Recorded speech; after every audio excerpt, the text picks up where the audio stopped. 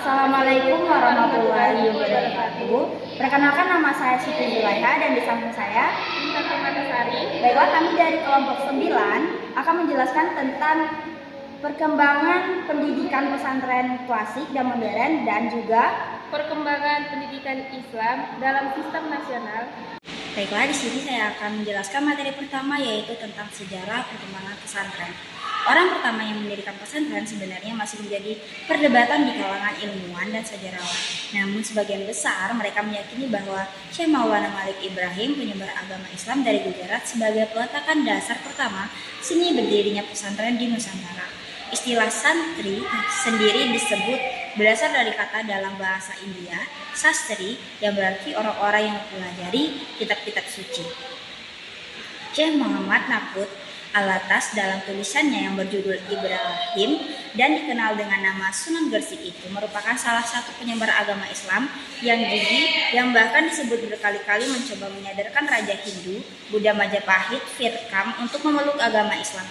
Menyebut pesantren yang dirintis Sunan Gresik saat itu belum memiliki struktur dan sistem yang jelas. Bentuk pesantren yang lebih konsep diyakini baru didirikan oleh putranya Raden Rahmat yang dikenal dengan Sunan Ampel, yang diberi nama pesantren Kembang Kuning di wilayah Surabaya untuk menerima ajaran-ajaran baru pada masa awal perkembangannya. Pesantren bukan hanya menekankan misi pendidikan tetapi juga dakwah. Dalam kajian Muhammad Hasan yang berjudul Perkembangan Pendidikan Pesantren di Indonesia mengatakan bahwa lembaga pendidikan Islam tertua di Indonesia ini selalu mencari lokasi yang dapat mendukung aktivitas dakwah secara tepat sasaran. Langkah ini diambil untuk menghindari benturan antara nilai-nilai yang dibawanya dengan nilai-nilai yang telah mengakar di masyarakat setempat. Kendati demikian, hal ini dilakukan karena orientasi pesantren adalah untuk menanamkan pendidikan. Pendekatan tersebut kemudian dianggap berhasil sehingga lama-kelamaan keberadaan pesantren mulai diterima dan bahkan menjadi kebanggaan bagi warga sekitar, terutama yang telah menganut agama Islam. Pesantren membagi variasi tersebut ke dalam dua bentuk, yakni pesantren klasik atau salafi dan pesantren modern atau kalafi. Asal kata salaf atau salafiyah itu sendiri diambil dari nomenklatur Arab salafiyah untuk sebutan sekelompok umat Islam yang ingin kembali kepada ajaran Al-Quran dan As-Sunnah. Pesantren salafi tetap mengajarkan pengajaran kitab Islam klasik sebagai inti pendidikannya. Sementara pesantren kalafi atau modern telah memasukkan pelajaran-pelajaran umum dalam madrasah-madrasah yang dikembangkan atau membuka tipe sekolah umum di dalam lingkungan pesantren. Pesantren sebagai tonggak penting bagi kemajuan pemikiran umat Islam yang tak terbantahkan. Hanya berkontribusi bagi perkembangan pengetahuan keagamaan pesantren, bahkan dianggap menjadi salah satu institusi pendidikan milik masyarakat pribumi yang berperan besar dalam membentuk masyarakat melek huruf dan melek budaya. Baiklah, itulah sedikit penjelasan dari saya. Sekarang materi selanjutnya akan disampaikan oleh teman saya, Intan Permatasari. Baiklah, materi yang kedua yaitu pengertian pendidikan, pendidikan nasional dan pendidikan Islam. Yang pertama yaitu pengertian pendidikan. Pendidikan adalah fondasi dalam hidup dan tidak dapat dipisahkan dari kehidupan manusia. Yang kedua yaitu pengertian pendidikan nasional. Pendidikan nasional adalah pendidikan yang berdasarkan Pancasila dan Undang-Undang Dasar Negara Republik Indonesia tahun 1945 yang berakar pada nilai-nilai agama, kebudayaan nasional Indonesia, dan tanggap terhadap tuntutan perubahan zaman. Selanjutnya yaitu pengertian pendidikan Islam. Berdasarkan beberapa pengertian yang dimaksud dengan pendidikan Islam, yaitu proses bimbingan kepada manusia yang mencakup jasmani dan rohani, yang berdasarkan pada ajaran dan norma agama agar terbentuk kepribadian yang utama menurut aturan Islam dalam kehidupannya, sehingga kelak memperoleh kebahagiaan di akhirat dan di dunia.